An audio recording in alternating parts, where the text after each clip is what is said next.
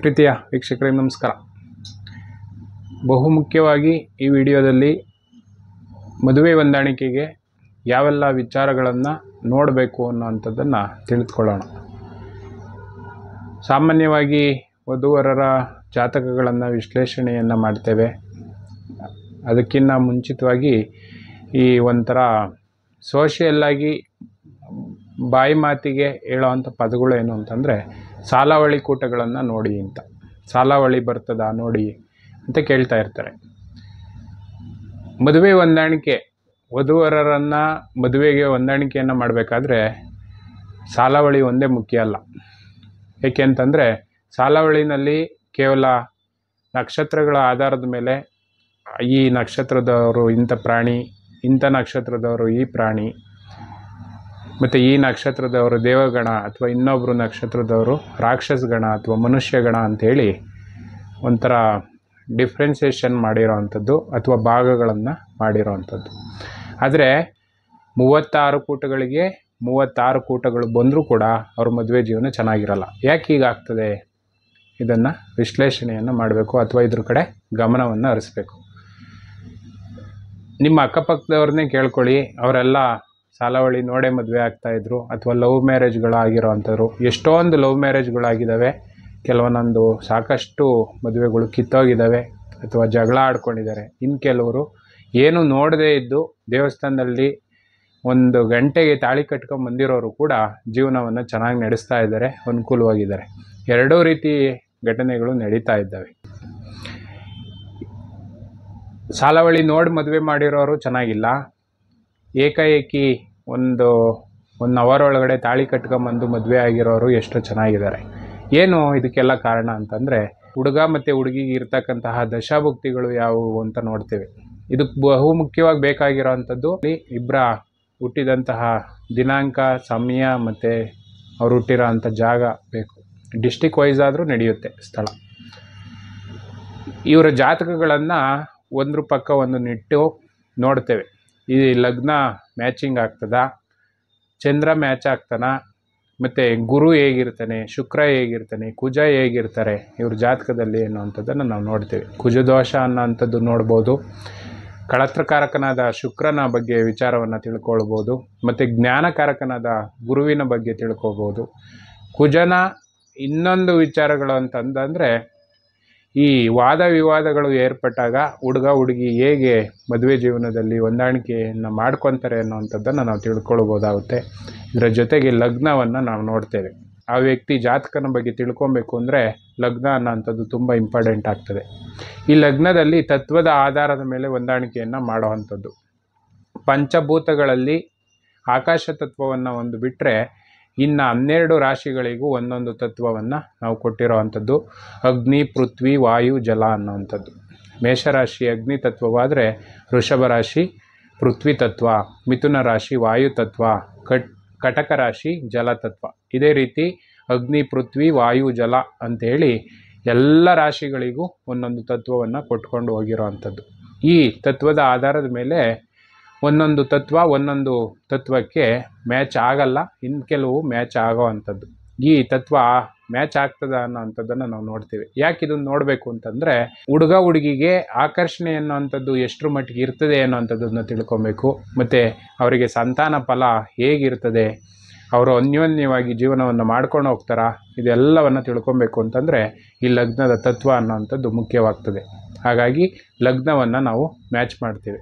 ಹುಡುಗ ಹುಟ್ಟಿರುವಂತಹ ಸಮಯಕ್ಕೆ ಯಾವ ಲಗ್ನ, ಯಾವ ರಾಶಿ ಲಗ್ನ ಆಗಿತ್ತು, ಮತ್ತು ಹುಡುಗಿ ಹುಟ್ಟಿರೋವಂಥ ಸಮಯದಲ್ಲಿ ಯಾವ ರಾಶಿ ಲಗ್ನ ಆಗಿತ್ತು ಅನ್ನೋಂಥದ್ರ ಮೇಲೆ ಹೊಂದಾಣಿಕೆಯನ್ನು ಮಾಡೋವಂಥದ್ದು.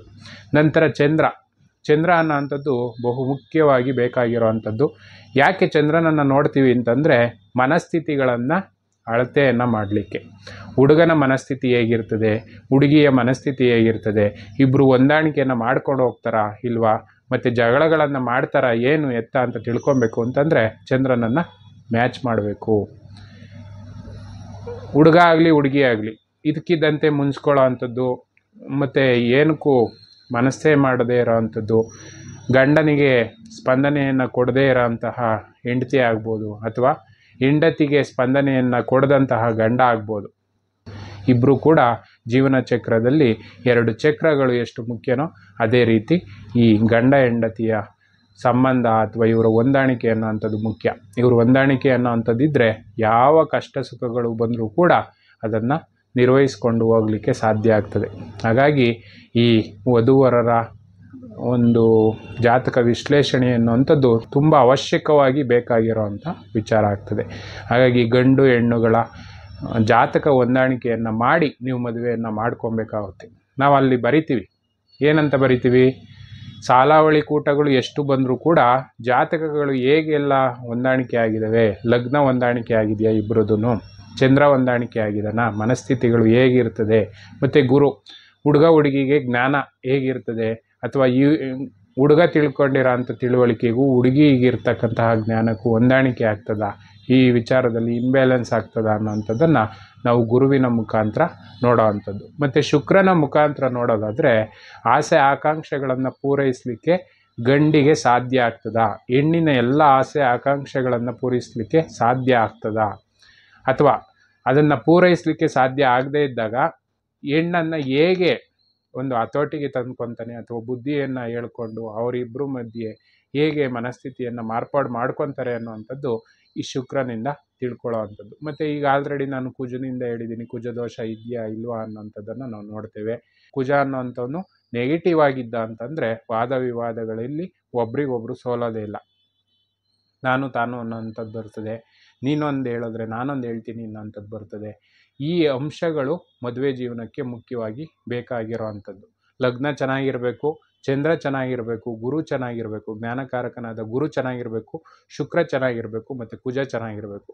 ಈ 5 ತತ್ವಗಳನ್ನು ನಾವು ನೋಡೋದಾದರೆ ಇವರ ಮದುವೆ ಜೀವನ ಚೆನ್ನಾಗಿರ್ತದೆ ಅಂತ ನಾವು ಹೇಳ್ಬೋದು. ಅಥವಾ ಬಹು ಮುಖ್ಯವಾಗಿ ಬೇಕಾಗಿರೋ ಅಂಥದ್ದು ಲಗ್ನ ಮತ್ತು ಚಂದ್ರ, ಇವರಿಬ್ಬರು ಚೆನ್ನಾಗಿತ್ತು ಅಂತಂದರೆ ಮದುವೆ ಜೀವನ ಒಂದು 50% ಚೆನ್ನಾಗಿರ್ತದೆ ಅಂತ ನಾವು ಹೇಳ್ಬೋದು. ಸಾಲಾವಳಿಯನ್ನು ನಂಬಿ ನಾವು ಮದುವೆಯನ್ನು ಮಾಡಲಿಕ್ಕೆ ಸಾಧ್ಯ ಇಲ್ಲ.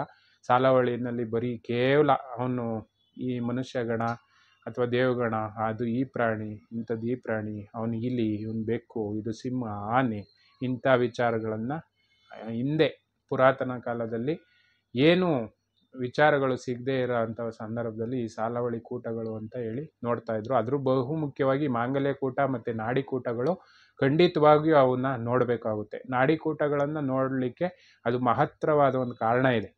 ಏಕೆಂದರೆ ಇಬ್ಬರು ಬ್ಲಡ್ ಗ್ರೂಪ್ಗಳು ಒಂದೇ ಆದರೆ ಸಂತಾನ ಫಲ ಸಿಗಲಿಕ್ಕೆ ಕಷ್ಟ ಆಗ್ತದೆ.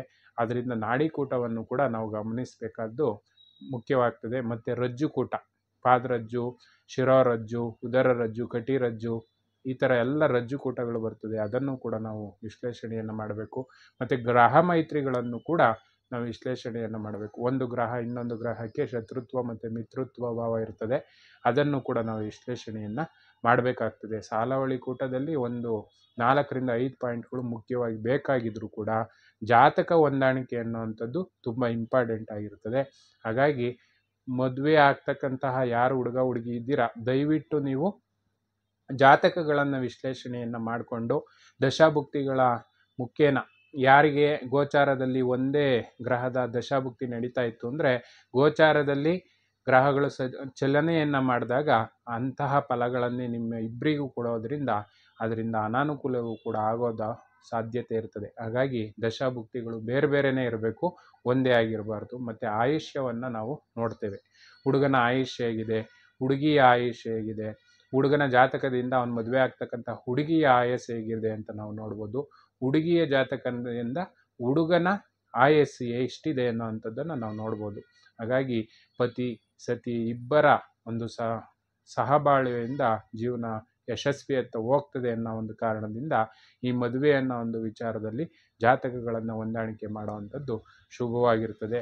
ಹಾಗಾಗಿ ಹಳೆಯ ಕಾಲದ ಸಾಲಾವಳಿಯನ್ನು ಮಾತ್ರ ನೀವು ತಿಳ್ಕೊಂಡು ಈ ಜಾತಕ ಹೊಂದಾಣಿಕೆಯನ್ನು ಮಾಡದೇ ಇರಬೇಡಿ ಅಂತ ಹೇಳ್ತಾ ಈ ವಿಡಿಯೋವನ್ನು ಮುಗಿಸ್ತಾ ಇದ್ದೇನೆ. ಮತ್ತು ಇದಕ್ಕೆ ಸಂಬಂಧಪಟ್ಟಂತೆ ಯಾವುದೇ ಒಂದು ಪ್ರಶ್ನೆಗಳು ನಿಮಗೆ ಗೊಂದಲ ಇತ್ತು ಅಂತಂದರೆ ನೀವು ಕಾಮೆಂಟ್ ಬಾಕ್ಸ್ನಲ್ಲಿ ನಿಮ್ಮ ಪ್ರಶ್ನೆಗಳನ್ನು ತಿಳಿಸ್ಬೋದು. ನಾನು ಅದಕ್ಕೆ ಸಂಬಂಧಪಟ್ಟಂತೆ ಎಲ್ಲ ವಿಚಾರಗಳನ್ನು ಮಾಹಿತಿಯನ್ನು ನಿಮಗೆ ತಿಳಿಸ್ತೀನಿ ಅಂತ ಹೇಳ್ತಾ ಈ ವಿಡಿಯೋವನ್ನು ಮುಗಿಸ್ತಾ ಇದ್ದೇನೆ. ಯಾರೆಲ್ಲ ನನ್ನ ಚಾನಲನ್ನು ಸಬ್ಸ್ಕ್ರೈಬ್ ಮಾಡಿಲ್ಲ ಈ ಕೂಡಲೇ ನನ್ನ ಚಾನಲನ್ನು ಸಬ್ಸ್ಕ್ರೈಬ್ ಮಾಡ್ಕೊಳ್ಳಿ ಅಂತ ಹೇಳ್ತಾ ಈ ವಿಡಿಯೋವನ್ನು ಮುಗಿಸ್ತಾ ಇದ್ದೇನೆ. ನಮಸ್ಕಾರ. ಲೋಕಾ ಸಮಸ್ತ ಸನ್ಮಂಗಳಾನಿ ಭವಂತು.